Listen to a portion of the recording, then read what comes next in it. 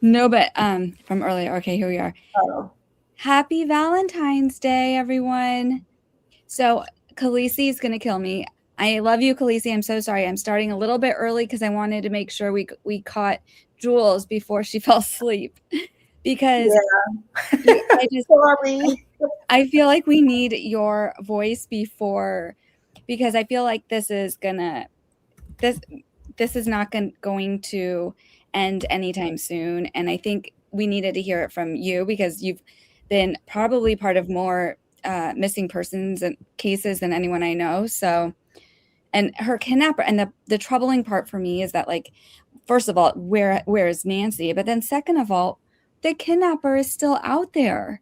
Like, this whole community is going to, if I lived there, like, I would be scared. I would be too, considering, have you been seeing all the ring camera footages that have been coming out with different guys going to different houses at night? Yes, and trying to open the doors and stuff, like, I didn't Yeah, even, I mean, it's a horror show, and, I do understand they're having an issue there with, I guess, like, encampments and whatnot, and, like, I lived in a city before that, like, had a that's kind of the same issue, and I had someone break in onto my patio when I was on the first floor. I was like, "I cannot be on the first floor again," and so now I've moved somewhere away from that kind of stuff, but it could happen anywhere, and yeah, it is scary to me, and, you know, I don't know what they're doing about it, but I would all of those people need to be looked at. yeah, for real. To me, they have a real problem with this. And seeing so many, I saw like four different individuals so far, and it's disturbing. And I don't know if one of them is the one that went to Nancy's house, but seeing this, I'm going back to, and you know, feel free to disagree with me, that maybe it was a guy doing just that, trying to get into her house, found a way in, and I think he panicked and took her. Yeah, I agree. Oh, there's Khaleesi. I was like, I am so sorry, Khaleesi. Happy Valentine's. Because Laura hit me up earlier and was like, Khaleesi wants to know what time you're going on. And I was like, okay, I'll go on after Andy. And then I was like, oh, I have to push it back. And then I started early. And so, anyways, thank you so much, Khaleesi. I love you for being there and for being supportive. And look who we have, Christina. Hey, Christina. That's our other mod. Happy Valentine's Day. Hey, Quarter Fate, Lori Jane, Jungle Vet Jill, Gigi. How's everyone doing? Prickly Pear, I see you. Oh, Christy, Jack's Living, Rose Wild. And okay, so I think I got everyone. If I didn't see you, just yell at me. So, What and time? What time did you get to sleep last night? oh my God, I feel like I almost didn't. And I knew how it was going to end last night. Like, I knew this. I had a feeling, just the way that it all went down, that it wasn't going to break. So that's why I was like, because I was thinking about going live, because I promised the chat. I'm like, if anything breaks, I will go live. Kenny's here. Hey, Kenny. And but it wasn't a break. It was like it was another dead end, and I just had that feeling. Because, and even though there were so many cars going in, I was like, okay, this has to be serious with all the FBI and whatnot. And for those who somehow like did not catch this or are waiting for us to let you know what happened, this is basically what happened if you missed it last night. I mean, it was like I don't even know how to fully explain it. Basically, it started out, there was SWAT staging. So there's been SWAT at the location this whole time. They've been called in. They have like a kind of like a holding area. And then for the first time since the DoorDash detainment, a SWAT car left from there. And once that left, everyone was on alert. They're like, oh, they're going to go be doing something. But there was KVOA, I think it was the name of the station in Tucson, said something to someone that they thought it was going to be at this one location in Marana. And So JLR went, and then somehow like everyone followed him, and they were sitting there for hours. Nothing happened. And then Brian Enton broke it. He had followed the SWAT car or something like that. Somehow got in. Well, he knows. One of his contacts from within law enforcement told him. Well, he has, he has his sources, and that's why he's one of the best. And so he was there, and it was, how do I say this? It was like crazy. I mean, it was, so then everyone went back up there. There were 2 people detained from the house, and it was really close. It was only about 2 miles from Nancy's home. Yeah. And it was, okay, here it was. I'm going to show it on this tab. Yeah, it says, if you start out saying there was an active situation happening right now involving the Pima County SWAT team connected to the Nancy Guthrie investigation. I'm here, but not revealing the location. And then it went to, and then a staging. Check this out, though. People are accusing him of revealing the location, and he did not. He did not. You know what it was? Because and I was listening in on JLR's feed, and basically what happened, because he has sources now, he knows some of the neighbors and whatnot, and someone had told him that like there were barricades getting put up near Annie's house, closer to like Annie's house, and then someone went down there and saw like the activity more towards this other house, and that's how they got there. I think that's what it looked like from what I was listening to. But yeah, so then basically he said that 2 individuals were taken out of the house where SWAT operation is happening.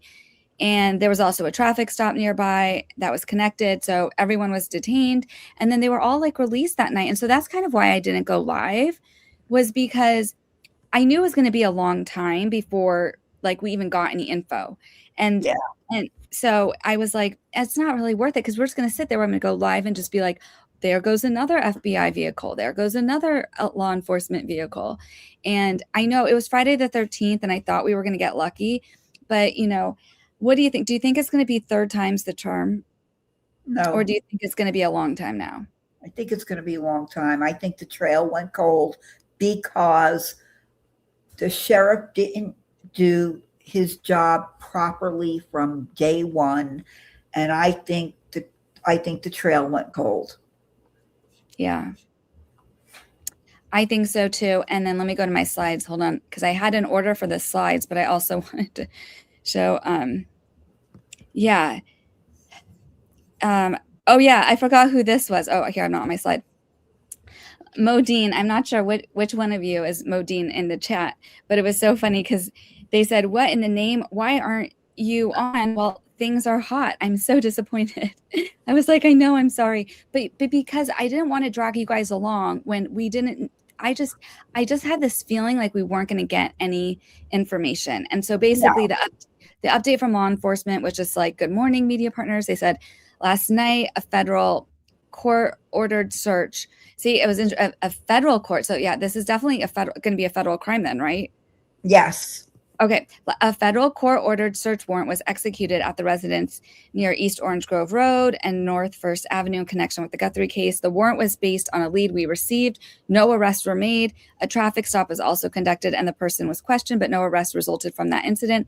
There are no further details available at this time. The Pima County Sheriff's Department and the FBI continue to work together around the clock on this investigation, tracking all leads. We remind the public there's a reward of up to $100,000 for information leading to the location of Nancy Guthrie and or the arrest and conviction of anyone involved in her disappearance. Call tips into 1-800-CALL-FBI, or they give a different number. And they just said no press briefings are scheduled at this time. And then if anything significant occurs, that they will call one. Because like even last night, they even said that they were going to call, like, they had a holding area for the media. And they said that they were going to call one, and let me go back to there. And then they didn't. So, yeah, they just said after telling us and then they said they were going to give a written statement.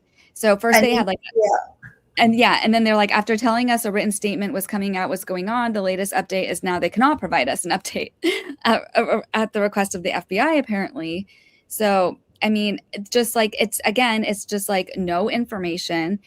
And then, yeah, we found out there was no arrest. And I said, so all of that, because they had, I mean, I don't know, I like probably at least like 20 law enforcement vehicles involved in everything last night. And I said, after all that, all the FBI cars, SWAT, a Bearcat, 3 detainments from 2 different locations, but no arrests.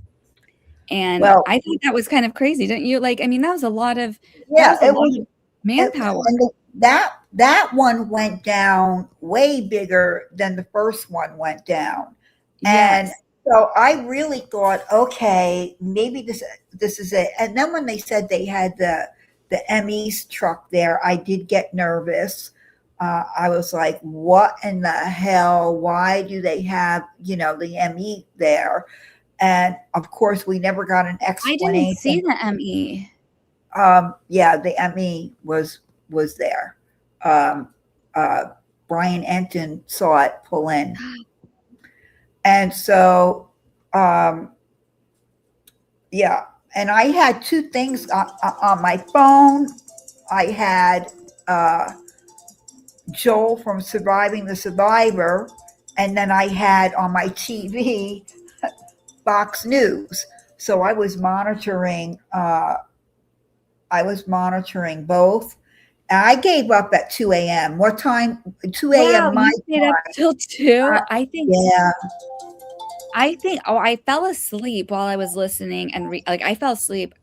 I think like probably right after I talked with you, like shortly after that, and then I woke up and then I looked again and I was like, okay, there's really nothing, and then I fell asleep. So and then I was dreaming about it and I'm just like, how is there Oh, no arrest? I mean, I don't mean to interrupt you. I just got a friend of mine just corrected me. The ME was not there. Turns out it was bad information. Also, the dude who offed himself was not real. That yeah, part I that was knew. not real. Yeah, And I that knew that part I one. knew.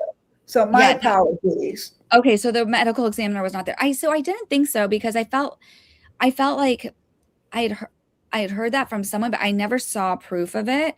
And also this one, Lori says, "Oh, the sheriff won't do a press conference because he can't handle the pressure." You know what? Because they were going to send like a public information officer, and that's also when I knew like this is nothing, because if it was something he would definitely want to be there and take all the credit. So when they said they were going to send up a PIO, I was like, all right, now I know there's nothing. All right, so just a correction to the chat and to replay and whatever, no medical examiner was there. And then I'm going to get into that misinformation from last night because that was crazy. But also, yeah, Brian said today, while there was no arrest, that he's told investigators are still interested. Oops, sorry about that. Are still interested in leads from last night. It's all ongoing. Okay. And then, yeah, they did some things where they looked at stuff in the car. And here was the other tell for me. Because, like, this was just seemed like, what are they look like maybe they're just taking swabs or something. They just put this up like for privacy, but like there was no bodies. And this is how we know it, because at this point, it's been 14 days. And they would be wearing masks if Oh, there was absolutely. any Yeah. sort of body. So this is like whatever they were doing was like super basic here. Plus, I don't think he'd be going to go get the whatever restaurant that was, like with with a Culver's. body. It was What was it Culver's. called? Culver's, they have the best cheeseburgers ever. Just saying. Well, good to know, Culver. So yeah, so he wouldn't be messing up his burgers like with having a body in the car. So. No. And then here was one of the SWAT vehicles, and it just says, and this was funny. Michael Ruiz said, if a task force made up of feds and local deputies towed your car or searched your house in the Catalina foothills last night and you are not in custody, hit me up, because he wanted to do an interview with them. And so we're going to get to that. Okay, so now let me go to the slides because yeah. So this was one of the misinformations. And if you look on my account, like I will not post crap like this, and unless something is verified. And the thing here that was kind of telling was that they said this was KVOA, and this is the second time now they posted something that I didn't find credible, because what they do is they say, according to an unconfirmed report by a neighbor. That's not verified, and I will not post that crap.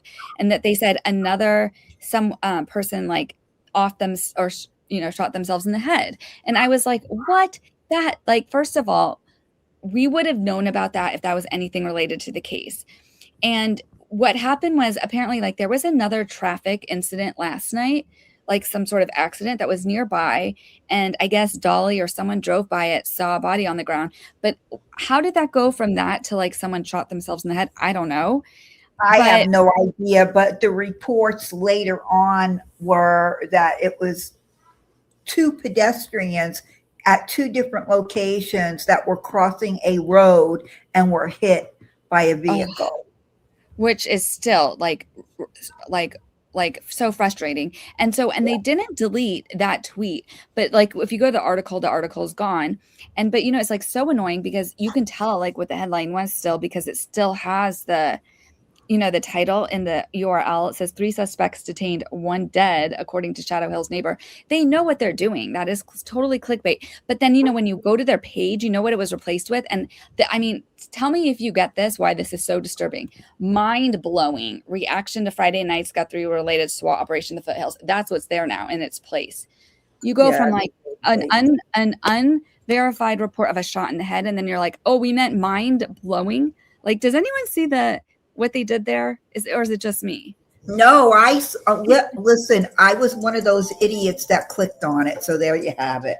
No, it's okay. People click on it because that would be alarming and crazy, but it's like, I don't know. Whatever. But this one station, this is not the first time that, and to be fair, I think the other local stations have done fantastic reporting. I'm following all the local reporters, and this is the only one. Oh, look, we have Vague. She wanted to come by for you, Jules. I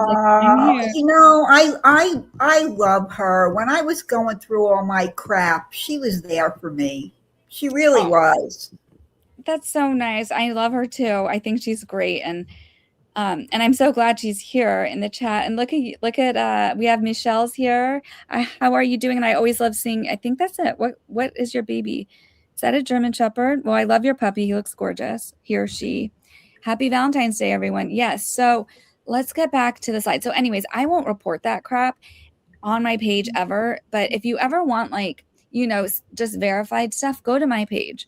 And I'll link it in the chat real quick. So you guys. I have a friend actually that is listening. He's not in the chat, which is pissing me off, but he is listening because I'm getting text messages from him to correct me on certain things. We'll tell him to say hi in the chat. There he is. Hot Fox. If it's not from Sheriff Harvey Levine, it's not true. Yeah, right. Exactly. Yeah. So I was going to show this. So this was funny. So this was an interview with the DoorDasher guy, and someone actually sent him DoorDash to him and his family while he was there. But he was just doing this interview, and there was this one part that I just thought was kind of funny that I was going to show you. Yeah, it's at the 3-minute timestamp. Let me see if it will let me play it. Oops, I have to go to the slide. Play it from here. Sometimes it does, sometimes it doesn't. I think it will. If you can't hear, Jules, you tell me. I hear it. Okay. Nada. Se parece usted. They said, do you think that the suspect looks like you? He's like, no, I think he looks like you. He said that to the reporter. Good for him. Yeah, but I just thought it was kind of funny. And, he was here and he said that this was a Forbes one. It wasn't that important, but I just thought that was like a little kind of a funny thing, and it was good for him. And then here's the thing. This is why I know this guy, Carlos, has absolutely nothing to do with this, because from the night when he was let go, he talked to reporters. He's done interviews. And all day today, you had the yahoos that have been out there going to the house from last night, knocking on the door, and nobody will answer the door. Yeah. And to me, that's like, well, that's a little sus, but exactly. Right? They're not coming out and saying, well, this is what happened. And, we didn't have anything to do with this. Yeah. Well, there was another article today. I had it in a different part, but maybe I should do it now. from Fox, and because this was from like, well, actually, first let me show you from my how it was posted. It was here. Okay, so share this tab. It says latest. Pima County Sheriff says man detained Friday, later released, was our person of interest. Was that this yesterday, Friday? Yeah. Was that the DoorDash? Because Carlos was hit up on Tuesday or Wednesday. I can't remember. So yeah, Yes. it was last night. The night. Well, oh God, my days are so mixed up. Last night. So that was their person of interest, and then they have nothing. I mean, there's a lot going on here. If they don't have enough to hold them on, they've got.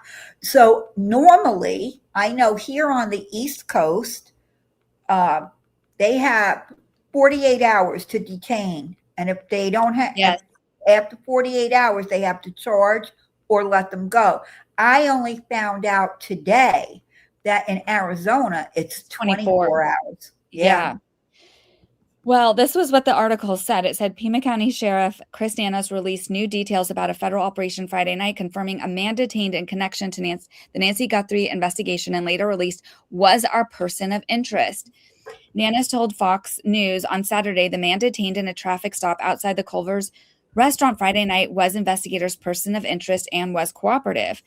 The man, who has since been released, is believed to be the owner of the gray Range Rover that was searched and towed by authorities.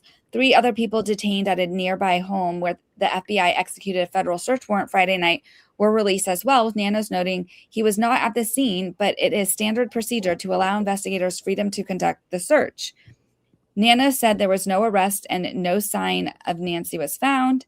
The sheriffs added every day moving forward, this was the other part, there will be a lot of police activity throughout the community depending on leads and how they develop. What? Like, I mean, and then it says the leads start in the command post. But so it was like, this was our guy of today, but things are going to keep happening, and this could be this every day.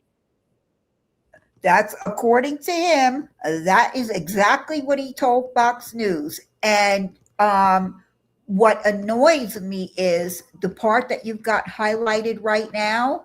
Mm-hmm. Why are you telling people how you do this? These leads start in the command post and move to the field as needed, Nana said.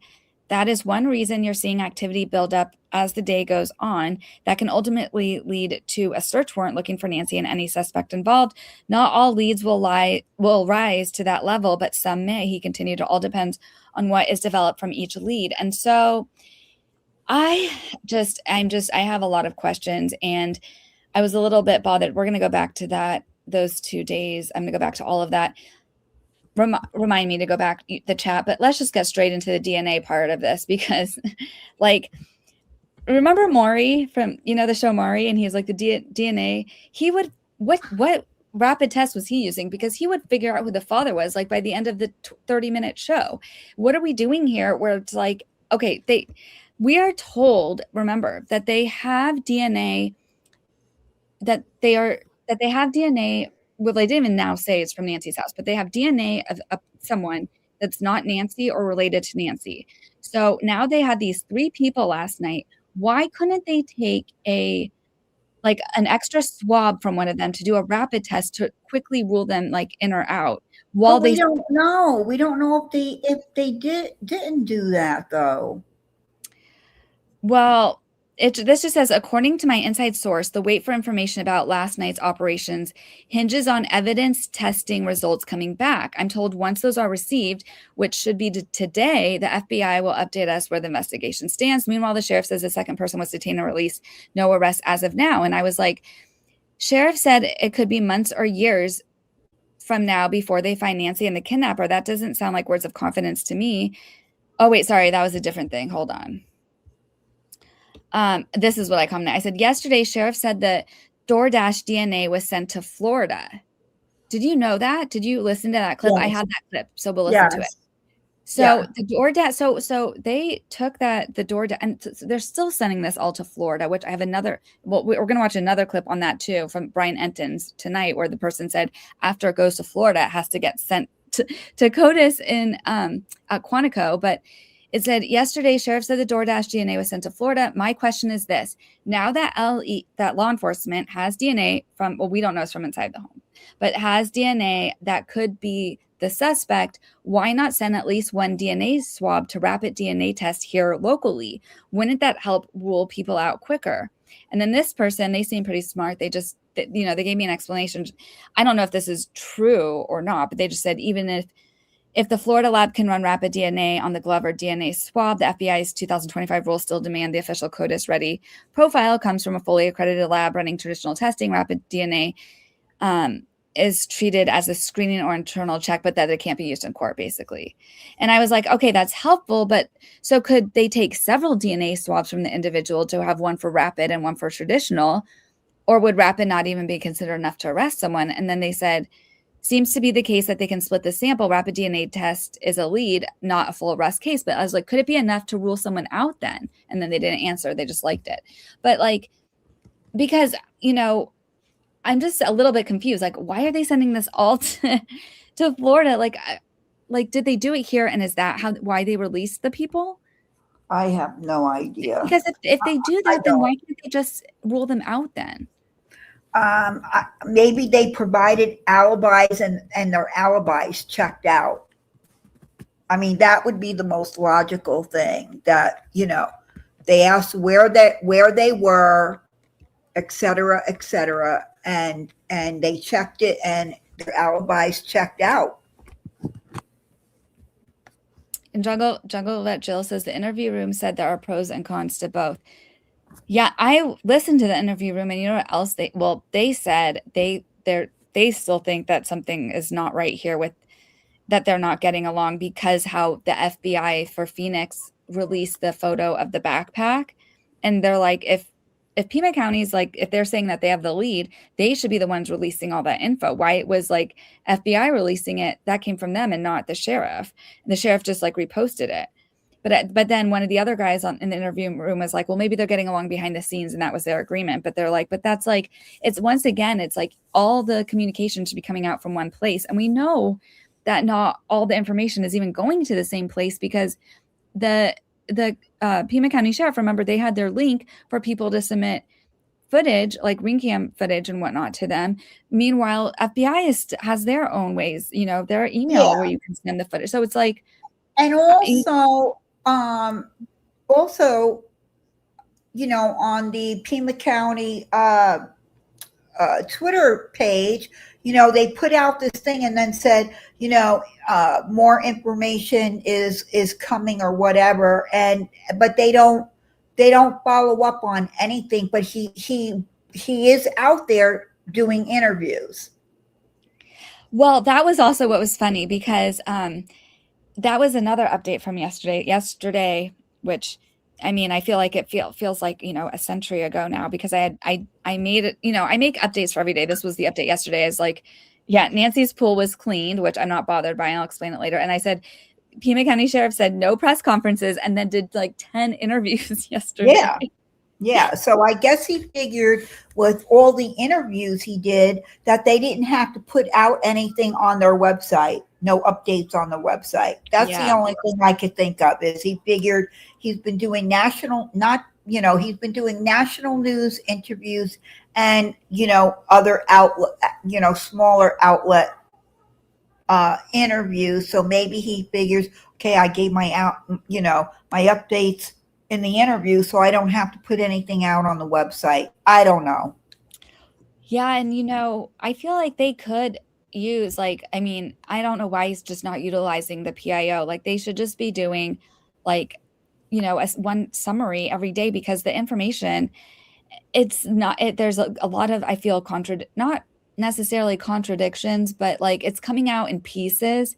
And then it's, the public does not respond well to that. Like, they should be they should be informing the public equally, because not everyone who listens to like Fox or Brian Enton or, everyone listens to their own sources. So if he's doing, you know, they're not every interview is giving all the same information. Although I feel like he's not even giving that much information. One of the main things he was saying is like, you know, they're like, is there any sign of Nancy? He's like, well, there's not, we haven't seen any sign of Nancy alive, but we also haven't seen any sign of Nancy dead. You know what I mean? It's like, Well, that, I know he did say that. I heard those words come out of his mouth, and I thought that was the most asinine statement he could have made.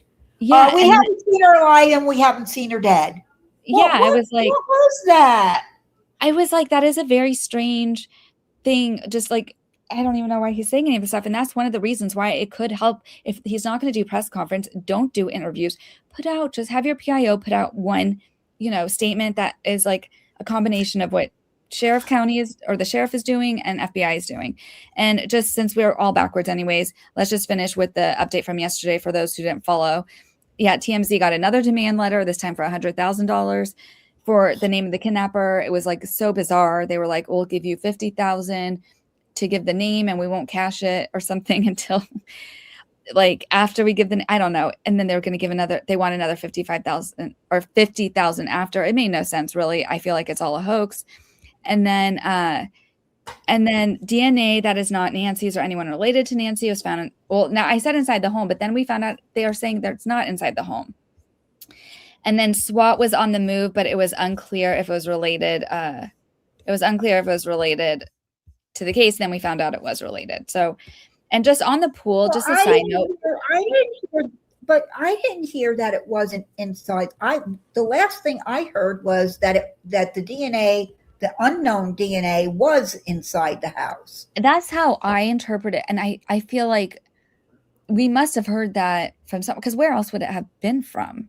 That's the crime scene. It was him. He did an interview. I wish Scott was in the chat because he would be able to confirm it. I have it on my page too. Yeah, he did an interview with some woman. I can't remember who it was, and I recall him saying it was in the house, but he would not say what it was. Yeah, so that they weren't, maybe that's it. Like they don't want to say what it was from, but it had to have been from the house. It makes no sense that it wouldn't be from the house. But just like a side note, going back to the thing, because the big deal, the fact that like people are making such a big deal that the pool was getting cleaned yesterday because like the family ordered it. And I don't know, you can correct me if I'm wrong, Jules, but in my opinion, I did not see that as a bad thing. Because like, look at her home. Look how gorgeous her home is. And if I was her family and there was...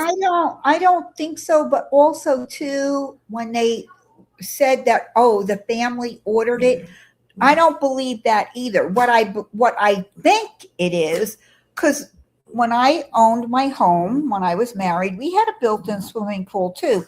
We had a pool service. Yeah. Okay. And they came automatically. I would pay them once a month, and whether I was home or not, they would show up, treat the pool, vacuum, clean the filter, all of that stuff. And I never had to call them and say, hey, come over. I had a contract. Exactly. And so I don't know what happened here. No, they may have shown up and said, well, we're here to clean the pool. Whatever. I don't know. I don't know. Exactly. I think there's some misinformation around that, but some people were just saying they're like at the request of the family or something. And so, but all I was just going to say about that is I thought it was such a non-issue because in my opinion, and since you've had a pool too, you probably understand this, like after a certain amount of time, it's like, it will get like algae bloom and stuff if it is not cleaned and the chemicals aren't, measured properly and the basket isn't cleaned. And look how pretty her home is. And there's getting drone footage and there's so much footage every day.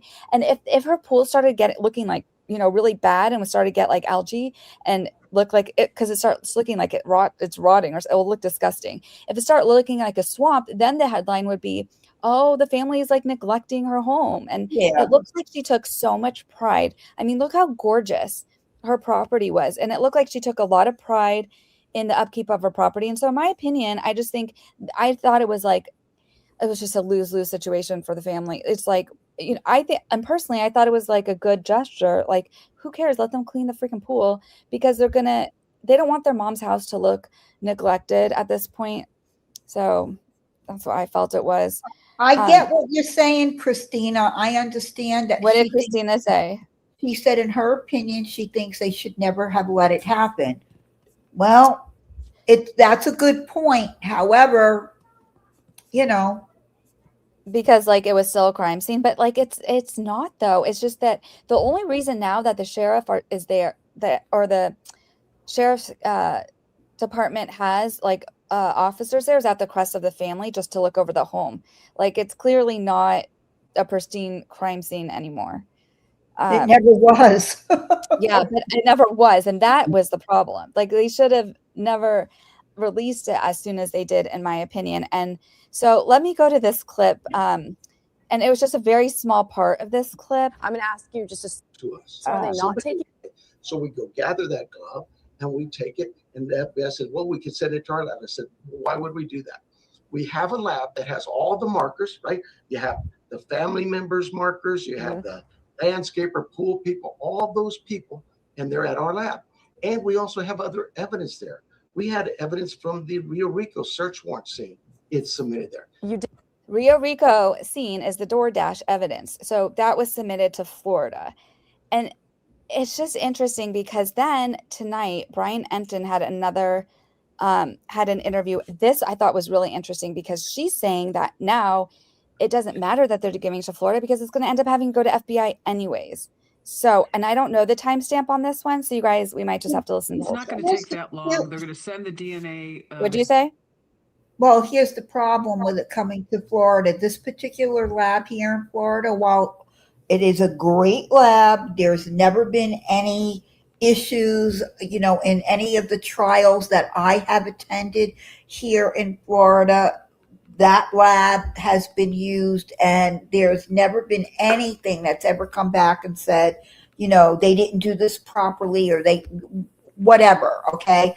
But the problem is, if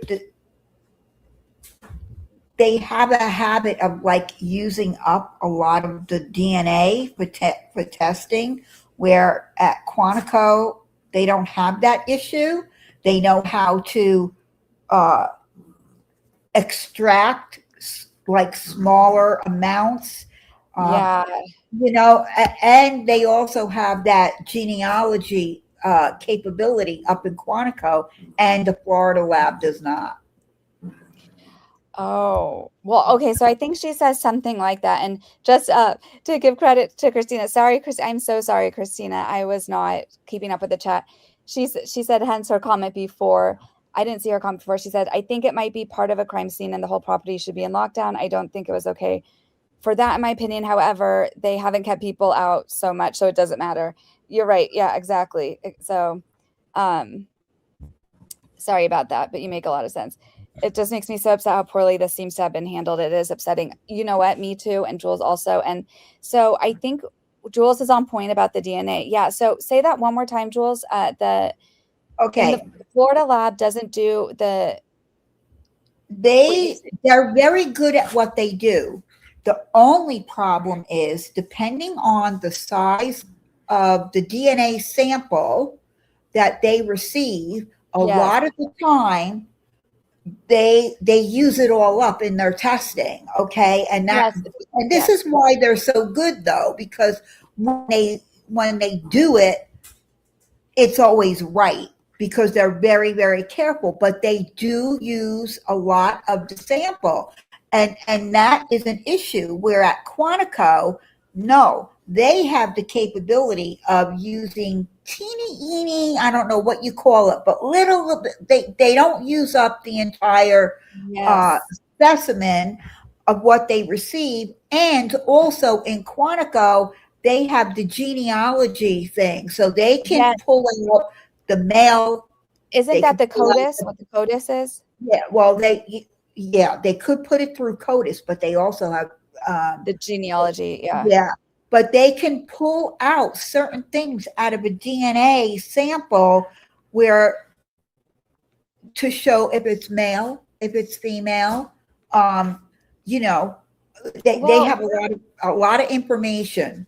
Yes, and remember the clip that you had us watch was this yesterday or the day before, with Nancy Grace was saying that because they're like, if there was a glove, and now the sheriff said that there was no glove found inside the house, only I the one know. that was 2 miles It's away. So I'm crazy. just like, what? So whatever. But I thought what this woman said was kind of interesting. If you guys, I'm going to play it really quick for us. Sheriff is probably going to send that DNA to that private lab in Florida, which specializes in touch DNA. And they can do a one-to-one comparison with the known DNA that they have and this person to see if it matches. What they cannot do is they don't have the ability to run it through CODIS. So it's going to have to go probably to the FBI lab at that point, so that we can keep this lab situation down to a manageable number. And then the FBI or the sheriff's department can run it through CODIS, the National Database for DNA, and then determine if that, will hit with anyone else. But the DNA sample that the FBI is, or that the private lab is in possession of, if they have sent it back to the lab, to the sheriff already, it's already in CODIS. If they haven't, then they're going to have to send it back to the sheriff or to the FBI to get it uploaded into CODIS and then compared. Maureen, we've all seen the horrifying, frightening photos from the front of the house that the FBI was able to get off the Google Nest camera of the man. Let me just make sure you guys can hear. Are you guys able to hear that, the video? Yeah. Yep. Okay, because there's something interesting also that they talk about, a sniffer, like some kind of sniffer for the pacemaker. So we're going to keep going. Covered from head to toe. Do you think, and I've thought a lot about this, do you think someone else involved, and I don't mean just someone else to plan this thing, I mean someone else who was actually at the house that night and also went into the house to kidnap Nancy? Well, obviously we're not sure, but I would say it's probably likely there was someone driving the car. And the car could have been right there in the driveway. It could have been halfway through the circle driveway. We don't have the entire video. I'm sure the FBI has much more video. Did this person attempt to open the front door here? Did they have a key to the front door? Did they go around to the back door? Do we have that video? There's just a lot of unanswered questions, but for me, it would make a lot more sense if you had at least two people involved in this conspiracy and the other person was driving the vehicle. Why do you think his backpack is so full, Maureen? It looks stuffed. I mean, what do you think could be in there? Violent criminals, he's obviously got a proclivity to violence, and that's one of the questions when you're trying to analyze the offender of a situation like this. He's got a proclivity and a predisposition to violence because she was bleeding on the front steps when she left. So there's just no question there. That is an actual fact that we know. So, and he's got that gun on his waistband, but with regard to that backpack, could he have a tarp? Could he have restraints? Could he have tape? Those would be the things I would expect to find in something like that. He could have rope. Who knows? But this is why when municipal law also known as a toolkit. I was going to say the same thing. Yeah. Yeah. It's also known as a toolkit. In their trunk, your burglary tools or whatever, it gives them probable cause to search or detain or even arrest. And just real quick, Maureen, there's something I learned about that hasn't been reported yet. We saw This is really, really interesting, you guys. Pay attention to this part. Helicopter very low over Nancy's house and in the surrounding area the other day. And I'm told there was something called a signal sniffer on one of the skids of the helicopter, a very, very small box, like less than 7 inches long, that could actually detect Nancy's pacemaker. And again, I have not heard this reported before, but we were able to confirm it. And it just made me think about all the technology that the FBI is likely using now that we don't know about. I mean, is there AI involved? What else do you think other tools they may be using that we just don't know? They'll be using every tool we have to try to bring Nancy home. With regard to this particular tool, I don't know, but I do know that the pacemaker sends off a very short distance alert or whatever. So they're going to have to get really close. How close were they to the ground? They were close, Maureen. Yeah, that's what was so interesting when we saw the helicopter. They were so low, and we were all talking about it. Like, what are they doing? Why are they hovering so low in different spots around the yard? Come to find out, they actually had this signal sniffer sent in, special for this. It's, you know, it's like a special piece of equipment that had to be sent in, which it makes sense now why they were hovering so low. Maureen O'Connell, I always appreciate talking. So, I mean, I thought that was interesting, but then if we're sniffing things, Okay. why not just get the dogs to sniff the body? All right. But here it is. I looked it up. A signal sniffer is a device or software tool designed to detect, intercept, and analyze various types of radio frequencies or network signals. These devices, ranging from handheld wands to sophisticated equipment on aircraft, can locate hidden cameras, microphones, GPS trackers, or monitor Wi-Fi, Bluetooth, and in specific cases, specialized medical device signals like pacemakers. There you have it, folks. So interesting. And yeah, I know it's not dogs, but I was just saying, like, if they're going to be using that, you know, like, I wonder what the success rate is for it, because at that point, but like, shouldn't they have done it? Shouldn't they have done it? You know, right? Yes. Yes, because, and also though, if they're looking for, I just think that, like, if they think that there's a body anywhere near, wouldn't it be better to do the grid search and use the dogs? They can smell a body from within miles. And so, you know, I mean, good. I'm glad they're using everything. But I think, yeah, zero pacemaker signal isn't strong. And that's the thing. It's not totally that strong. So, Vague says, sorry, I would have said something earlier. I was dealing with my daughter having a boy. Okay, well, no worries, girl. You're good. But we love you, Vague. But yeah, they said, why would they use a helicopter instead of a drone? Oh, because a drone could go lower. That is actually a very good question. I swear to God, I have the smartest chat. I can't swear to God, but in my opinion, I swear. Oops, sorry. I swear I have the smartest chat on the internet, because that is a good question. Because a drone, you could get a lot lower. Yeah, right? You could, but I don't think she's there. Yeah, that's the problem, because we've been gone. Like, now that this has gone on for so long, at this point, the person's probably like, you know, we're out of here. Like, I just feel like they must have crossed a border or something by now. You know, I don't know. Lori Jane thinks the dogs lost the scent at the driveway probably because they got in the car. Yeah. By the way, hey Wrathful, how are you doing? I just saw you. Okay, so let's keep going with I just thought that was so interesting. Yeah, so again, I showed this earlier, how Pima County Sheriff says the man detained Friday later released was their person of interest. And then this is like where it's gonna, you know, I just feel like that we're just gonna be honest with the chat. I think messaging seems not promising. And this was my big thing. This was in the New York Times. And it says, after a misstep, sheriff says persistence will solve the Guthrie case. But here was the quote. He says, maybe in an hour from now, maybe it's weeks or months or years from now, but we won't quit. We're going to find Nancy. We're going to find this guy. And I went and I asked Jules, I was like, if they were confident that they had something, that they were zeroing in on someone, would they be saying maybe weeks or maybe months or years from now?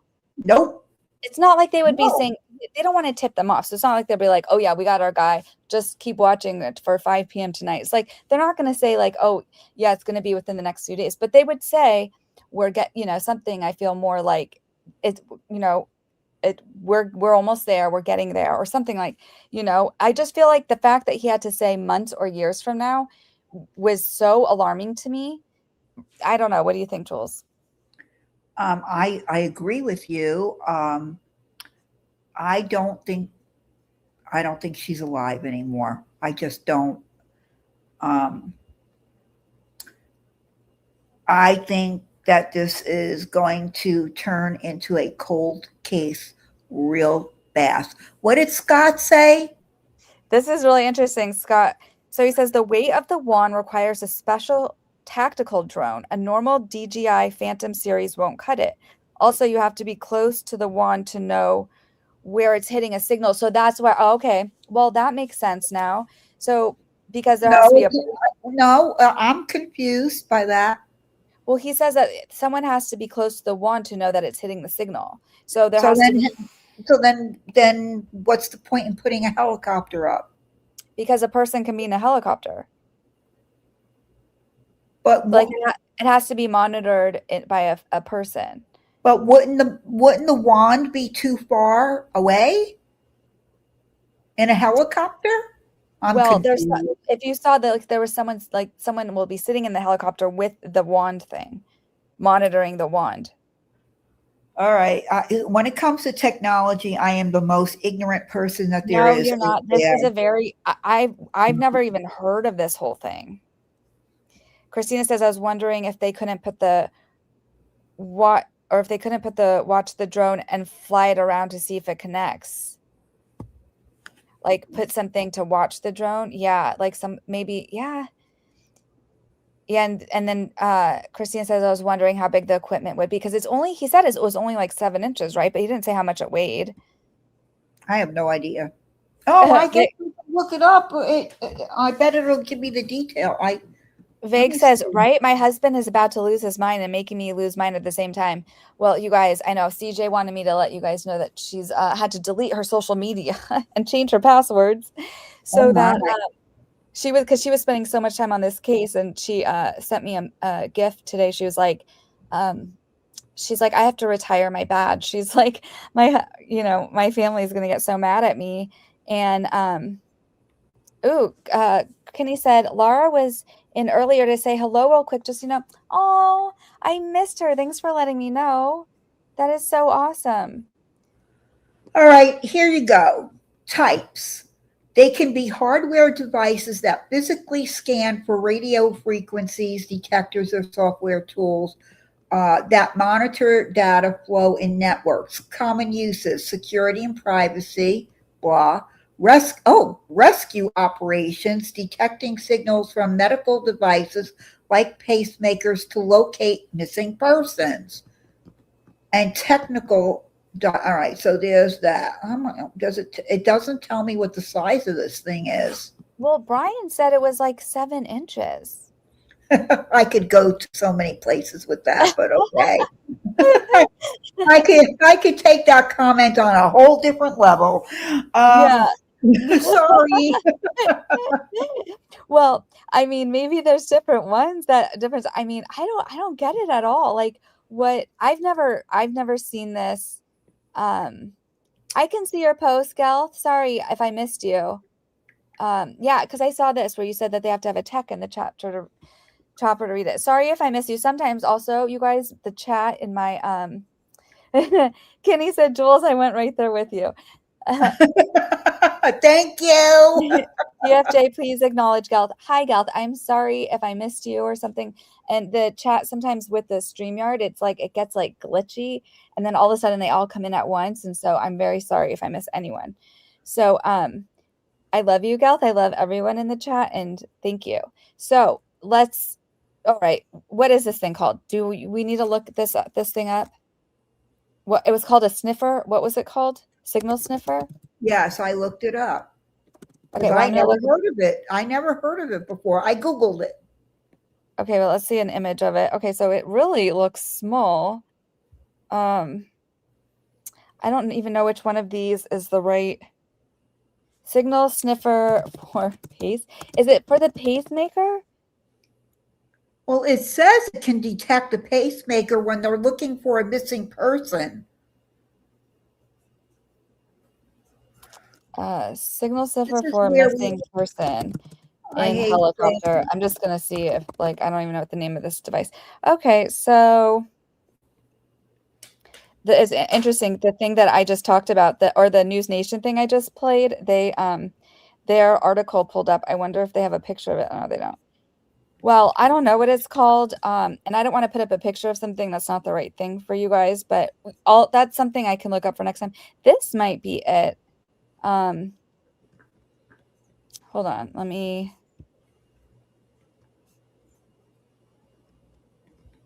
Like this might be it. Something like this. I don't know. I don't know either. I think it's, well, you guys, I don't know what it is, but apparently they're going to use it. And I don't even know if, I don't think it worked though, because we didn't have anything, you know? I don't know. Okay. And so let's go back to the messaging. Is that, so like for the Idaho 4, for example, they were, for that case, the Moscow murders of the 4 college kids, they finally, like, their messaging at first was all over the place. And then they had a PIO from the state, a public information officer, combining the information from both like local and from the FBI. And they were putting them out like pretty regularly. And then at one point, what?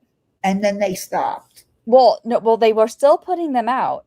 But this is when I knew that they were close, is because when they stopped putting the tip line in it, because every time, because I would post them every time they came out, and I would go through them and I would compare like what they took out, what they left in. And in the last one, I remember when on this, it was, this one was December, 27th, they took out the tip line. And I thought that was really strange because I was like, oh, they don't need tips anymore. I was like, this was it. And then 3 days later, he was arrested. So like the messaging here, it's been crazy. And they're like, and so I just think it's a bad sign. They've had to they keep upping the FBI. Like, you know, we were at 2,500, then 50,000, now 100,000. They keep putting out the tip. They're putting out billboards with the tip line. It's like making me nervous because with missing persons, the longer they're missing is the smaller chance of finding them. And then and then again, the messaging all over the place. This was GloveGate. Because remember when Michael Ruiz said Sheriff Nano sent a glove recovered from inside the home to a private lab in Florida rather than the FBI's lab in Virginia, according to the source. So that was according to like some source. And remember, Reuters did a whole article on it. And then Matt Finn from a different outlet said Nanos tells, this is also Fox. He's from Fox. Nanos tells Fox that his office did not find a glove at Nancy's home. We have no glove. We never found a glove on that property. So, you know, I don't know what to say about that. And then this was just like another question. Like they're leaving out some of the weirdest things. Like why won't they even tell us how this guy entered? Because going back to what you were saying the other day, remember how we went over the house and how like where they could have pulled up? Because in the timeline, they specifically say, you know, they clock that when the family drops Nancy off at the home that night, at like 9:48, the garage door opens. They know this because, you know, there's like some sort of like app or whatever. And they know that it closed at 9:50. So if that's how they drop her off, how do they normally enter the home? Because remember when they went back, that when the family goes to check on Nancy the next day at 11, why don't they say like, how did they enter? Like, did they also enter through the garage? Like, I don't know. I know on my house that I had when I was married, to get into the garage, we had a clicker that would open up the garage door. So we didn't park in the garage, but we used the garage to go in and out of the house. But you went into the garage and you couldn't close the garage door until you got to the inside door that led into the house. And on the wall, you hit that and then the door went down. So I have the same thing. I think it's like My Queue or something is the name of it. So you can either like do something on the outside and it's also, mine's automatic. So like whenever it opens, it automatically will close like after a certain amount of time. Like I think it's like 3 minutes. And so I just wonder, like, how did her family enter? Do they have a key? Did they enter through the front door? Like, I have a feeling that they all entered in and out through the garage. That's what I think. Then why wouldn't they just say that on there? I don't know. They don't want us to know. But I think that's what I think, because I know in my house,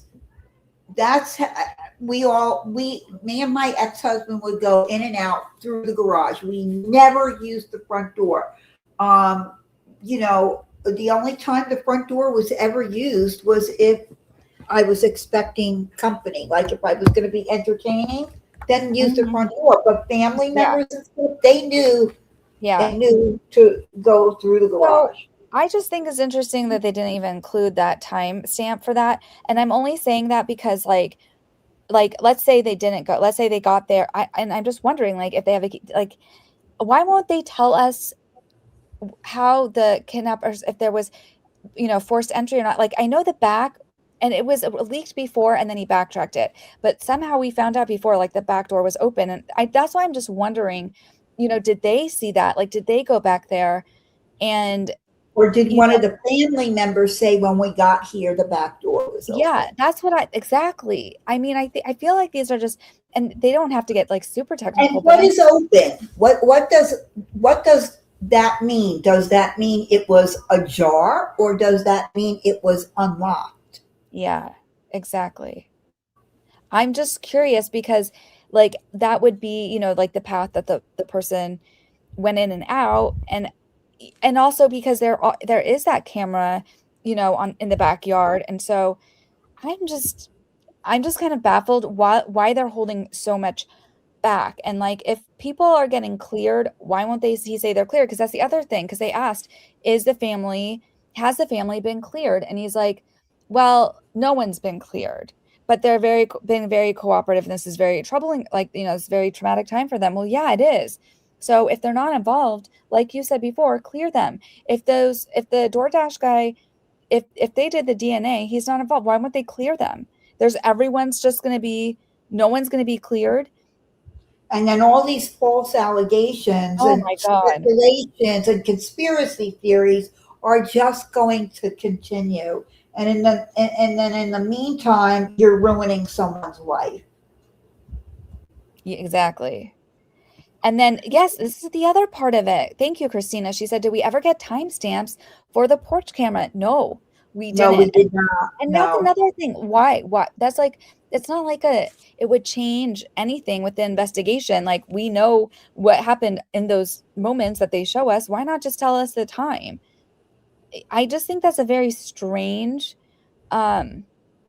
And I get that this prickly pear, some of the info is kept secret for prosecution, and I do get that, but I just think it kind of changes. This is why, because let's say they said, okay, they didn't go through the back, they didn't go through the garage, they went through the front door, which that would mean they have a key. If they have a key, then it might be someone who had some sort of like connection or worked there or something like that.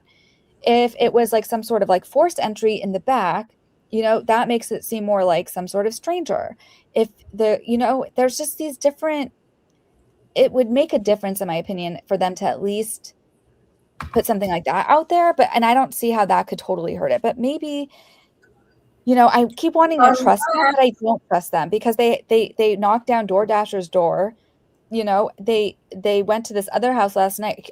I've never seen that many law enforcement vehicles for a raid where the people are like released that same day. Like what? Yeah. That was so extreme. And telling the media that they were going to be there all night. Yeah. Exactly. Oh, and did you know that the sheriff wasn't even there? He wasn't even on the scene. Yep. I think I read that or I heard that. Yep. Crazy. So he said it. He admitted it. He wasn't there. He admitted that today, that he was not there. His department went in first. After they were there for X amount of time, then all the FBI folks showed up. But I don't understand that man. I don't. I know. And what's funny? I think some people were saying like, well, if he's at a basketball game today, then we know nothing's going to happen. And it's like, I don't know. But speaking of people that annoy us, okay? So here's Brian Stelter again, who has been now nicknamed Hall Monitor by Megyn Kelly. And here's why I have a problem with him is because I think that if you guys don't remember before when I was annoyed with him, because he was like trying to make the story about like how, these internet like content creators and internet commentators or whatever he calls them and true crime sleuths are the problem with these cases. And it just made me so mad instead of like reporting on the actual case or like all these strange issues with the case.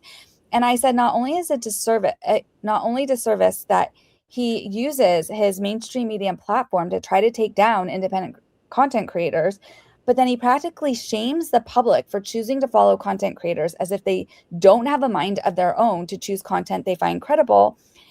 And it was, to me, this is why I keep going after him anytime he posts now, because I was like, that was shots fired, dude. Because to me, well, you didn't get a nasty reply back from him, because I said something to him a couple of days ago, I think it was, and he responded to what I said and said, he said, then don't read me. are you serious? Don't read my post. Wow. No, he didn't respond to me. I put on there that I found it very disturbing, the things that he was saying.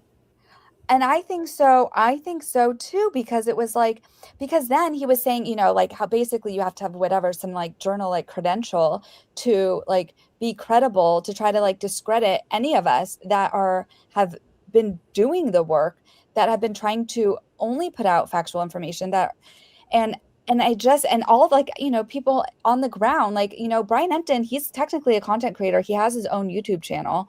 It's discrediting like everyone and trying to say like legacy media is still like the only one to be trusted, where we already know they can't. We've already seen them prove themselves like wrong. Like, for example, just like with the Johnny Depp trial, the fact, like, you know, they destroyed all of their credibility. A lot of people in the chat have been following the Blake Lively case, and mainstream media keeps getting it so wrong. They literally take like her press releases and report it as fact, and it's just they don't have credit. So then when they try to make the story about content creators, it makes me mad, because it's like trying to almost tell the public like, oh, well, you're too dumb if you don't listen to us and not them. And I'm just like, shame on you, dude. So now every time you post, anytime you post something about this case, I want to be like, you're the idiot. So like, for example, because then this was the 13th, that was yesterday. Just yesterday, he was talking about how Nancy would like want to get a doorbell camera to see the animals at night. I was like, dude, so late to the game. I was like, oh, would you look at that? The internet commentators pointed this out days ago. Keep up, hall monitor. Because it's just like, he is reporting that as if it's like, oh, this is some like new thing we discovered. No, it's not. Keep up, or don't, you know, chastise us. And here was the other thing. So I was listening to Andy today. You know, Andy was on the boots on the ground. He flew out there to Arizona with his family. They were like a family trip. They were like all in the van together, and it was funny. And so, but then CNN wanted to interview him because they wanted to interview content creators. And he told JLR, he's like, hey, you want to do an interview? They want to interview us. And he's like, my chat says no, because they're just going to try to make us look bad. He's like, I'm not doing it. And Andy's like, well, I want to do it. You know, I think we need to spread the word. So I don't know how that turned out, but I was thinking the same thing, that, you know, that like, I was like, oh God, Andy, like they're going to try to make the story now about, you know, content creators being there. And I don't think that's the problem. I think the problem is, you know what, last night with the whole, like, oh, you know, someone off themselves who was part of this case, according to a neighbor, that was like, you know, credentialed media. That wasn't like, they were the ones who put that out there. So whatever. I can't with him, but I just had to point that out. I had to take shots at him, and he never responded to me, Jules. So that's kind of like, you got like street cred that he responded to you. Well, no, please. well, whatever you said definitely got to them. So, oh, hey, Kay Bella, how are you? We might be basing the timeline on misinformation. The last people to see Nancy alive are the first people you look at. We can't assume they're being honest about that evening. We just take their word. Well, this is why I do feel like she got home. If you guys remember, I had pulled this up before, but remember the case against the hoax, the guy who texted about the Bitcoin to Annie and Tommaso. So in that complaint, and they do the background of the case, and they say that Nancy, they basically confirm that Nancy was last known to be alive inside her home. And so I'm guessing they must know that from the camera footage or something. And I honestly, and I think, Jules, you mentioned this before, and I think you're right. They probably have footage of her being taken out from the front door. Yes, I do. They just aren't showing it. So. Also, you have to remember, they had the garage door opening and closing. Yeah. Her phone was put on the charger. Her Apple Watch was put on the charger as well. So she went in the house. She did her normal things like we all do when we get home. We, put our things up and get ready Yeah. for bed, because for an 84-year-old woman, 9:30 is late. At least I think so. I don't know. I don't know. I just don't think that. I will eat my words. I will be the first one to come on this channel and go on X and go everywhere and say, I was wrong, if it turns out that the daughter and son-in-law had anything to do with it. I personally do not think that's true. I think if they did it, they would have been caught by now. Because they were the first ones looked at, and they had their car taken, they had their phones, they had everything. And I still think it's like sketchy that the guy who texted them from LA, who, that one that he only texted them like that. I just thought that was weird, but again, yeah. But this is Can not. Can you bring up Lori Jane's post, please? Yes, I will. And yes. Because it's incorrect. Not that one. No. The one, it's one of the newer ones. The Italy? Yeah. The Italy one. That's not true. He is not in Italy. He is in Arizona. I don't know where that came from. Oh, I heard it. What it was just a neighbor. It wasn't. No. And it's No. dumb. Lori's right that is what the neighbor said, though. Because yes, no. When I'm saying that's not true, I'm meaning what the neighbor said is not true. Yeah, we got it, Lori. Don't worry. Yeah, no. We love you, Lori. Don't worry. Yeah, no, I know, Lori. I did. Please pardon me. I did not mean that to come out the way it did. Yes, it was the neighbor who said it. And again, that is incorrect. He didn't leave the country. There's no way. No, but I think that neighbor was like. And as a matter of fact, yesterday, was it yesterday or today? Yesterday, Savannah's husband and her 2 children left Arizona, and they are here in Florida right now. Okay. I do not know why. And Savannah did? Savannah's still in Arizona. It was her husband and her 2 children are here in Florida now. Oh, yeah, because they showed her husband at the airport. Yeah, I don't know why. The only thing that I can think of is that she just didn't want, because don't forget, her children are young. I think they're like 10 and 12. I don't think she wanted them around all of this. Annie and Tommaso's son is in his 20s, and Cameron and his wife's 2 daughters are older. Now, I don't know where the report is. Please don't ask for me to hunt it down. But it is my understanding that Cameron and his wife and his daughters, as well as Annie Tommaso and his son, are together in a rental property. At a rental place with Savannah. That they are. I think that's together. True. But this is part of the problem. I can understand if I was a neighbor there, if I was living in the middle of all this, I would probably be thinking all sorts of things. Because here is part of the problem, though. And this, Lori, I'm glad you actually brought this up. This is a good part of the conversation, because apparently when the FBI was going around, or the sheriff's office now, I don't even know, when they were going door to door near Annie and Tommaso's, they were asking about them to the neighbors. So that's already kind of putting in their head like something might be going on with them. Yep. And then when the Bitcoin letter to TMZ Harvey, who platformed like all that nonsense for no reason, when he said that this might be going international. So I'm sure that put it in their head that they're like, oh my God, Tommaso's from Italy, and Savannah was supposed to be in the Olympics in Italy. What if he's there? Like, so I could see why. And then it's Valentine's Day. He probably had some champagne, or something like earlier. I bet he could be like, and probably not sleeping, because there's a freaking kidnapper, possibly murderer, on the loose in their neighborhood, and SWAT team coming through. I could see why a neighbor would be like, what is going on? So I could see it getting to that point, and I blame the sheriff for this. Maybe, but I'll tell you this right now.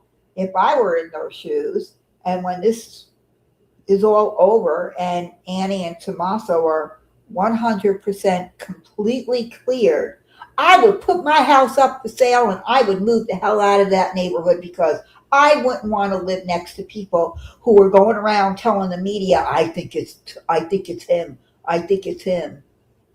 Yeah, I mean, that's a whole that's why be nice to your neighbors. Yeah, Like, no way. you know, but to be fair though, like when they did talk to a neighbor whose kid like went to the school or whatever, that Tommaso, or a neighbor who knew someone whose kid goes to the school he teaches at, she said that no one has anything bad to say about him there. So, I just think that this is so funny. Lori said, Andy kept saying, don't take my parents. I don't have any money. And Kenny says, talk about drama in the neighborhood. I know, right? Exactly. So I think that this was just, yeah. I mean, I have to be honest. If I was living in that neighborhood, I'd probably not be sleeping right now. I would be paranoid as heck, because I mean, I'm not even living there and I'm already paranoid, because I'm just like, how is this lunatic on the loose? And so let's talk about another thing that happened today. Even though things aren't really happening, like they're slowly happening. But Michael says that they received a tip from an active duty Miami area police officer who believes he's identified the holster seen in the surveillance video on the belt of a masked suspect at Nancy Guthrie's front door. It's sold at Walmart also, just like the backpack. And this is what's really funny, because see, it's called a hip holster, right? Hip holster for a revolver. And then I was like, hip holster, suspect used it as a crotch holster. Because, like, he didn't even wear it on his hip. He wore it right there. Because, again, this guy is just totally something is wrong with this dude. And so, but it will be interesting, because if they know, like, this was possibly bought at Walmart, and if they know the backpack was possibly bought at Walmart, with their data, it won't be that hard for them to figure out if it was one of the local ones, if something was sent to a zip code around here, they could maybe possibly narrow down, because I feel like a lot less people are going to be buying this holster than they would the backpack. So it could really help if that is in fact the one that was used. That could definitely help. And this is just funny. So I think that if I ever go missing, I'm counting on you guys, you, Jules, and the chat, and the hashtag Justice for Clayton subreddit, and CJ and my mods to look for me, because at this point, of course I would. I mean, you and I talk every day. So if I don't hear from you, then I'm going to be like, I'm going to call the FBI. I'm going to trust you way more than whatever, like leaving it up to, some sort of law enforcement. Although, to be fair, I do I'm really lucky where I live right now. I think I have like one of the best sheriffs ever.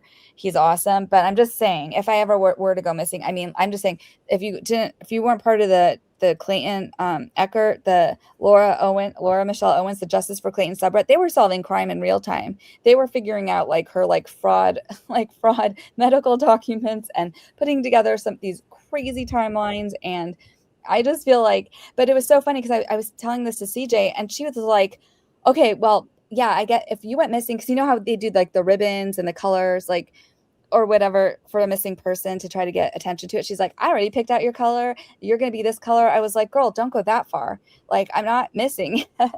You don't have to. She's like, I'm going to pick green because you like nature. I was like, but green didn't work for Sebastian Rogers. And that's kind of where I feel like we're at now. I feel like this is like a Sebastian Rogers case now. Yeah. I still say it's the stepfather. For Sebastian Rogers. Yeah. And for those who don't know that one, so that was a missing person case. He was young.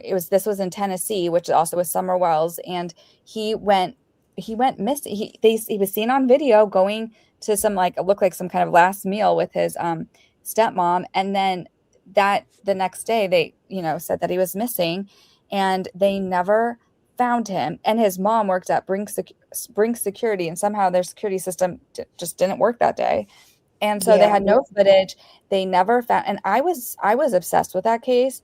Like, and I think he had autism, but he wasn't like a runner, or not a runner, but what they call it, when the word that sounds like Mary, I forgot the word, but he wasn't the one that just like kind of like runs off. So that wasn't typical, and it was so strange to me. Eloper, right? Eloper. Thank you, Vague. Yeah, he wasn't an eloper, and so the whole thing was so strange. And his color was green, and I followed that case like I was like, there has to be a break. Like, this isn't crazy. Everyone was looking, everyone. And I stuck on that case for weeks. And then after like months, it was just, they never found him. To this day, they haven't found him. And it's so sad to me. And so I'm starting to get those vibes with this case. I mean, at least in this case, they have detained people, not people that turn out to be, I guess, the suspects, but that's progress versus what we saw in Sebastian's case. But I don't know. Yeah, well, I still think it's the stepfather in the Sebastian case. And I think the mother knows. And In Sebastian's case, oh, me too. yeah, and I think the mother is aware. And I think the biological father got railroaded.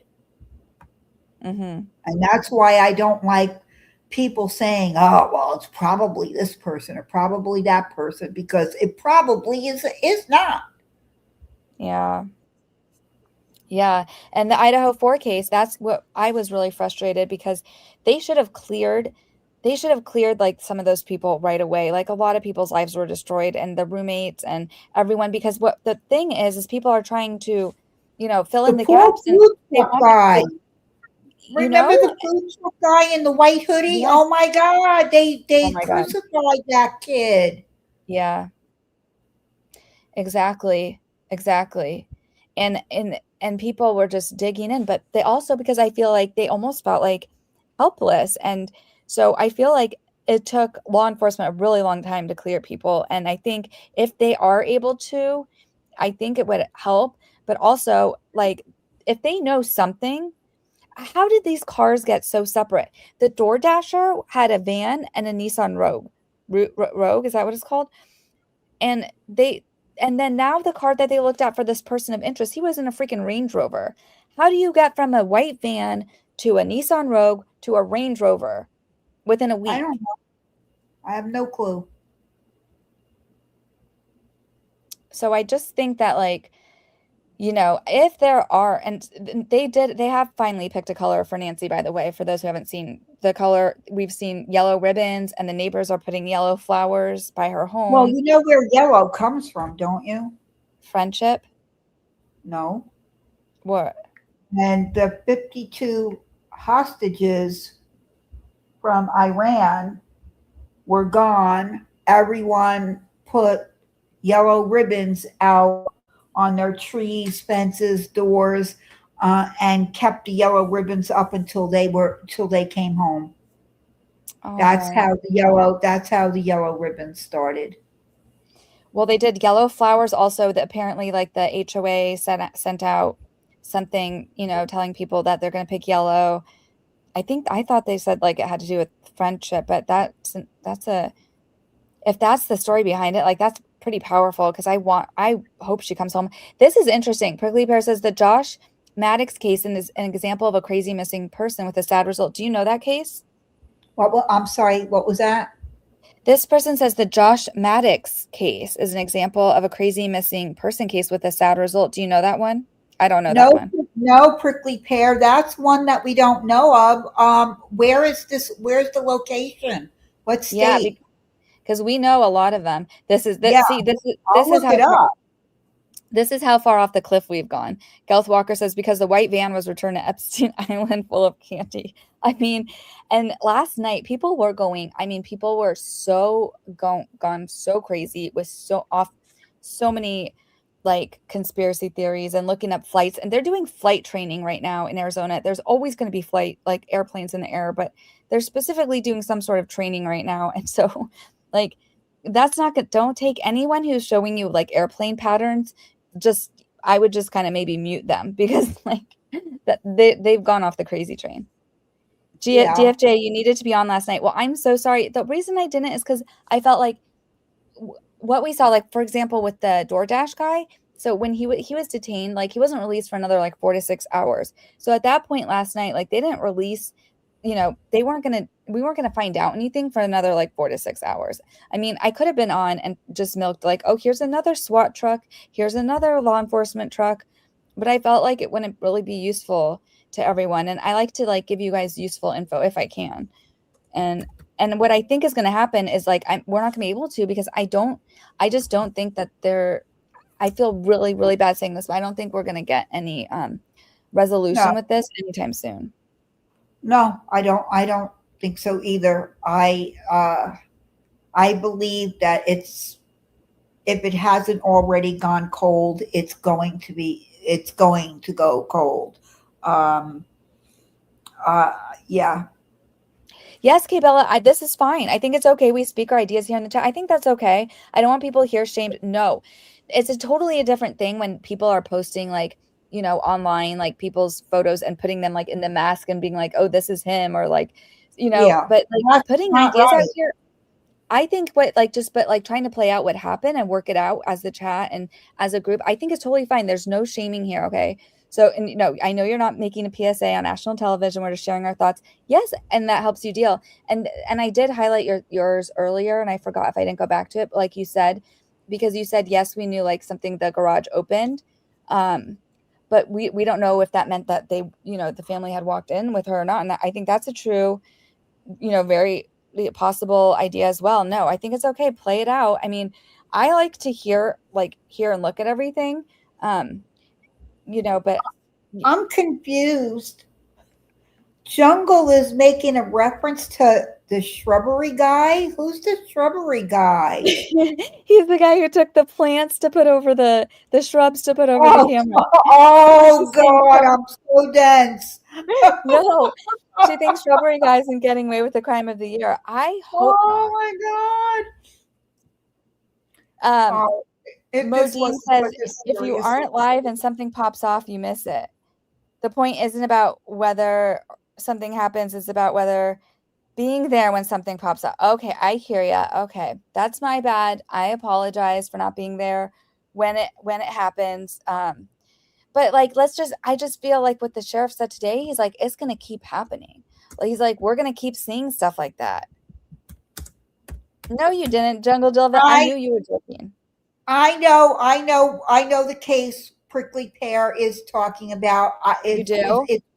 It's been so long, so the name didn't register. But when she gave the description, yes, I remember that case. I don't remember this case. How do I not remember this case? I don't know, but you need to look it up. It's quite wild. And then Lori said something. I just missed it.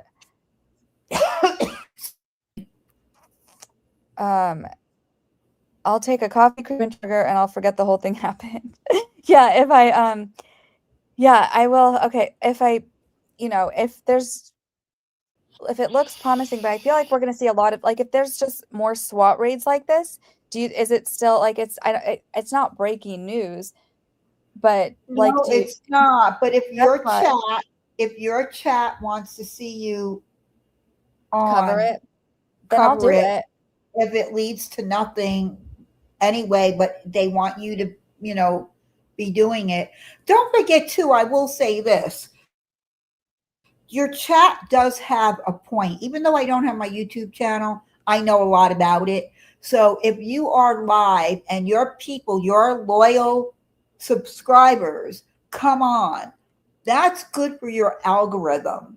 So even if nothing breaks, but you never know, something might.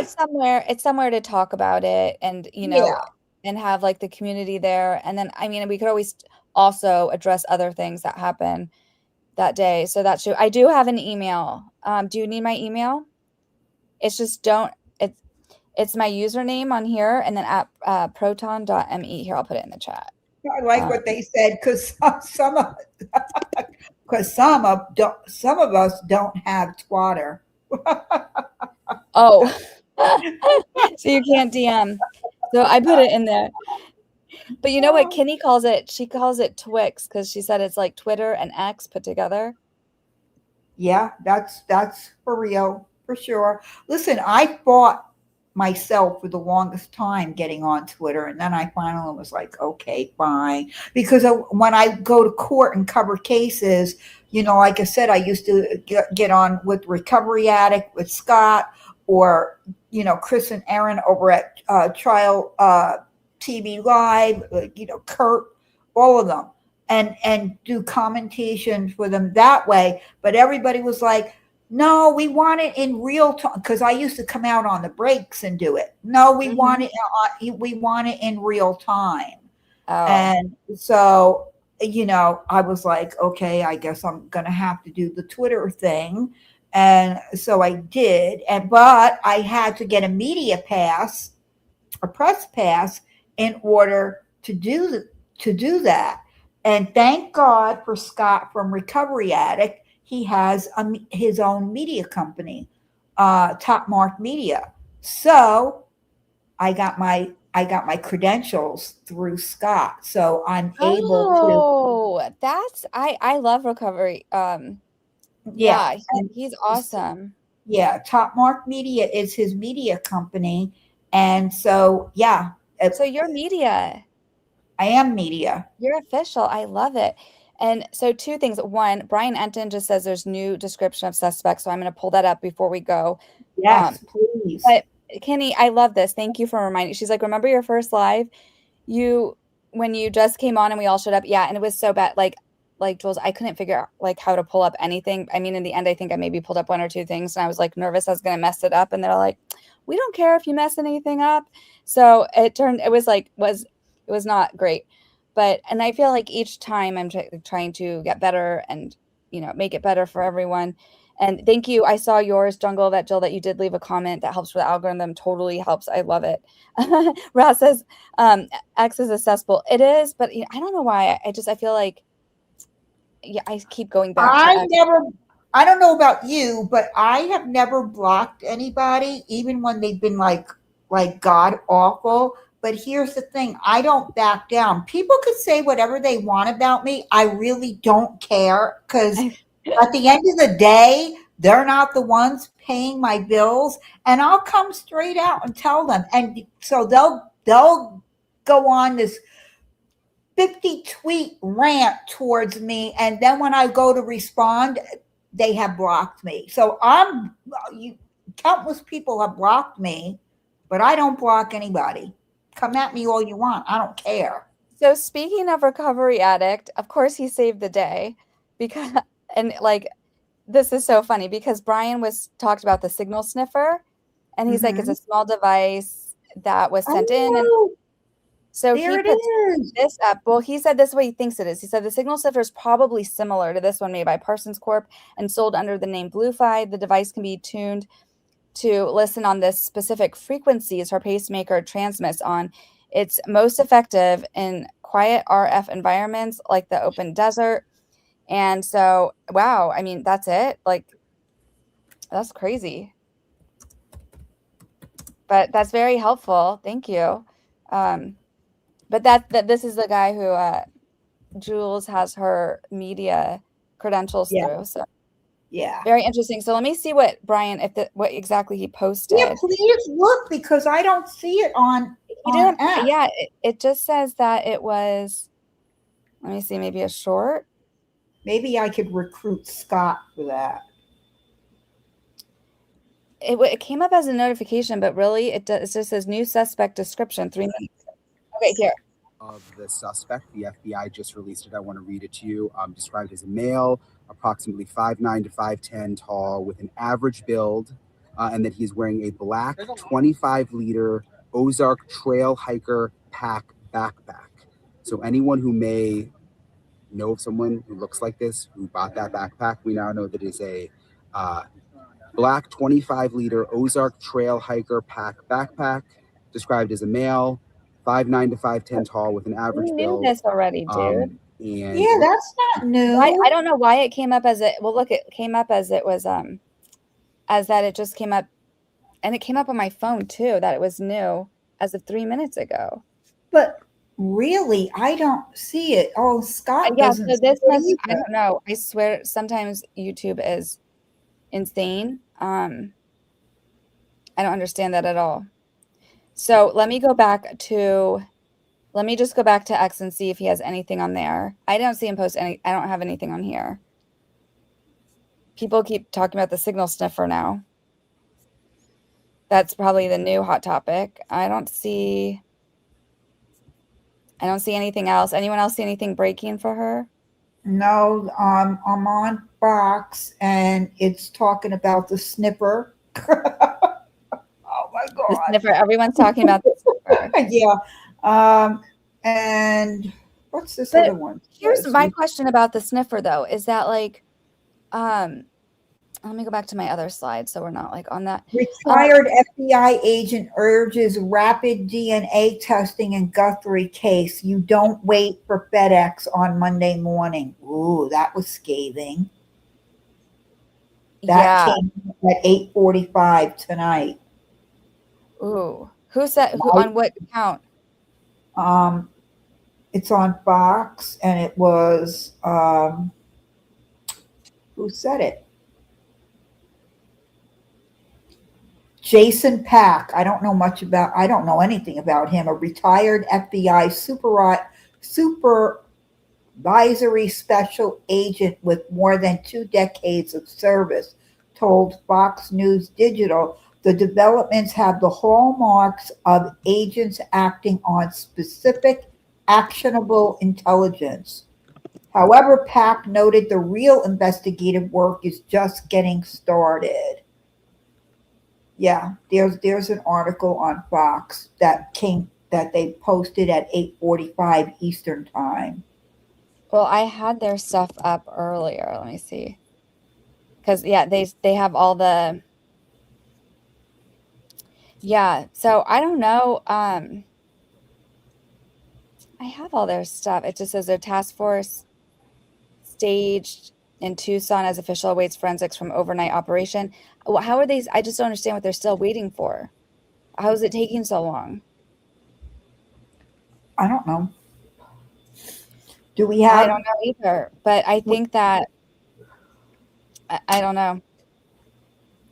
Vega's on it. I told her she needs to look up because she said she has your back if anyone tries to mess with you. I was like, Oh, she does. Oh my God. I could tell you stories of what Veg has done for me on Twitter or X, whatever they're calling it now.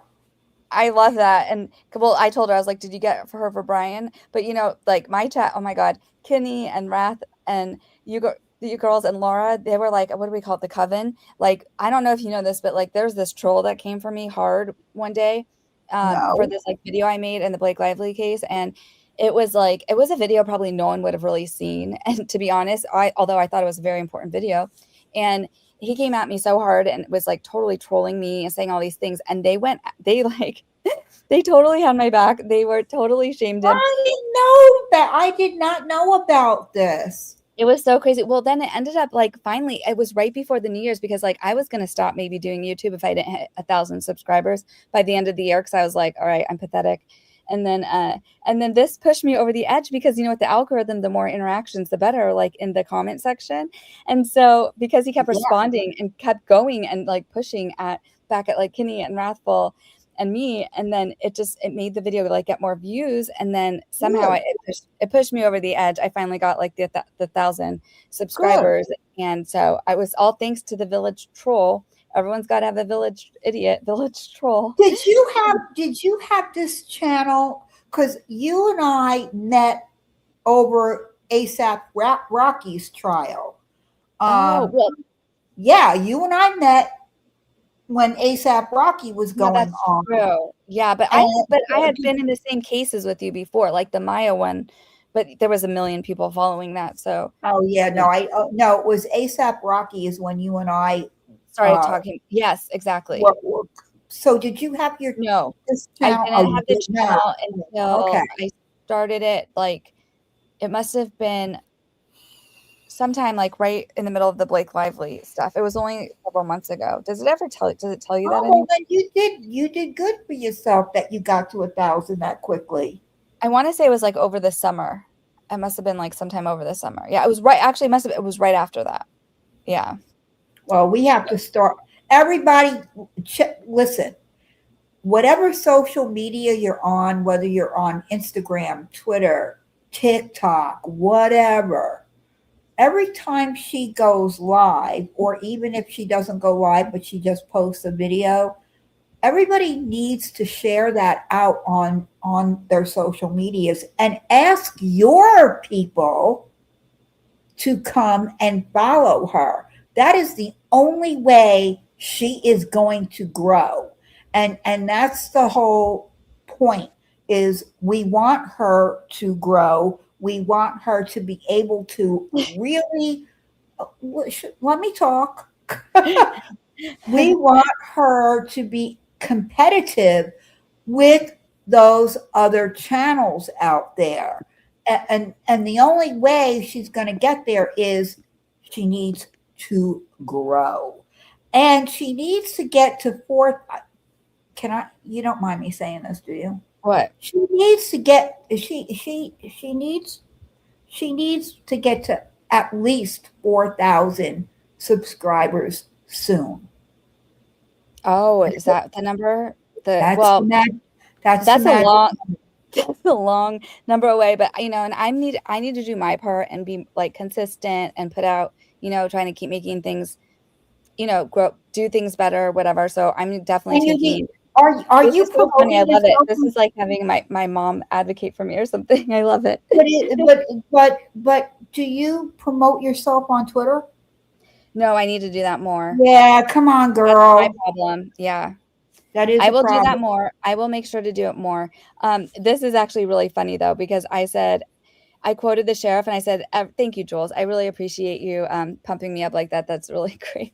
And thank you to my chat, because you guys are always so loyal and always helping me anyway. So thank you. Thank you. And definitely when the stream is over, leave a comment. It doesn't matter. It doesn't matter. Just leave a comment in the comment section, because that helps her too. She said, DFJ, you need to pull a Janessa. I don't know the reference. What's a Janessa? I have no earthly idea.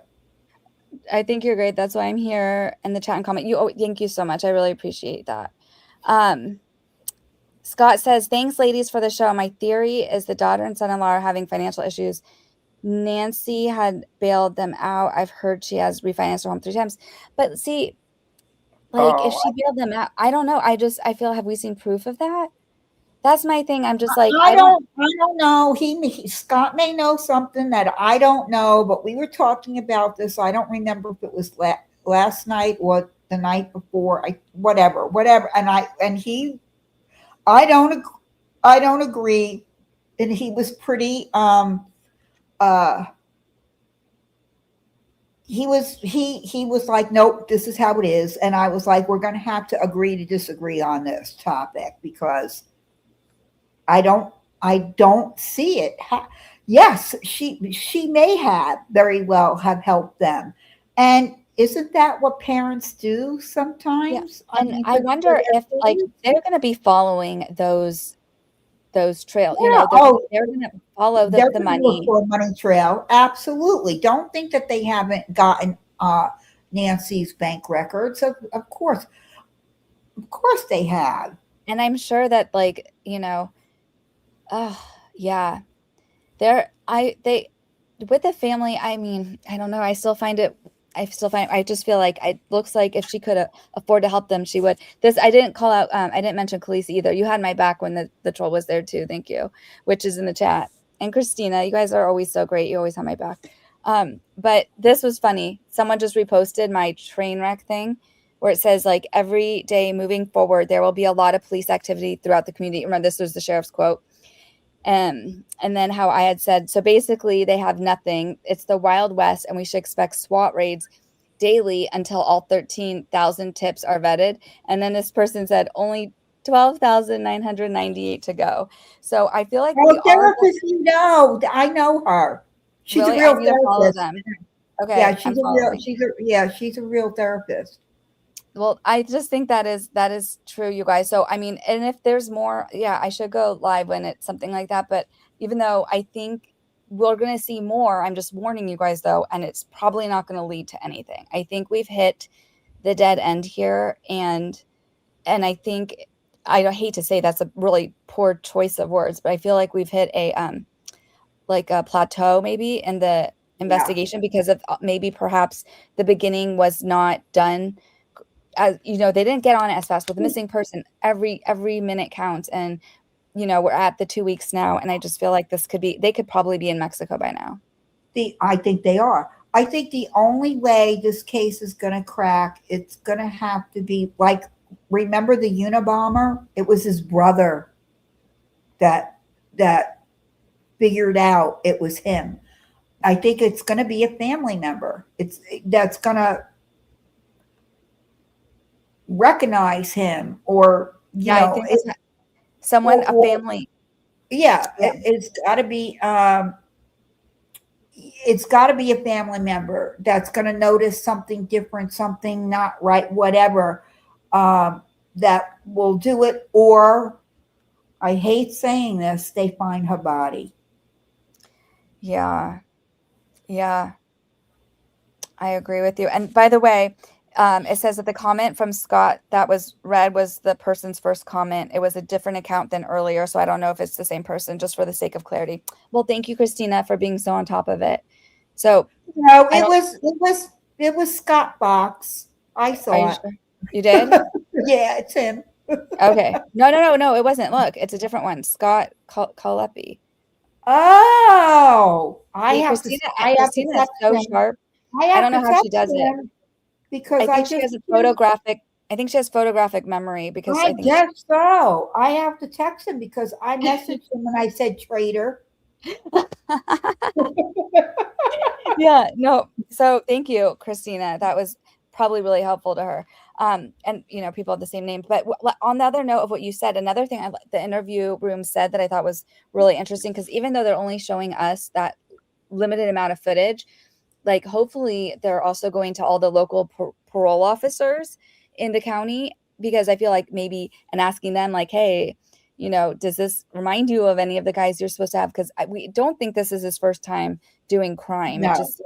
No. So someone has to recognize something. And like you said, and I think that, what did Jungle Vet Jill call him? The shrubbery murder? The jungle something. It cracked me up when I saw that, because I didn't know what she's talking about.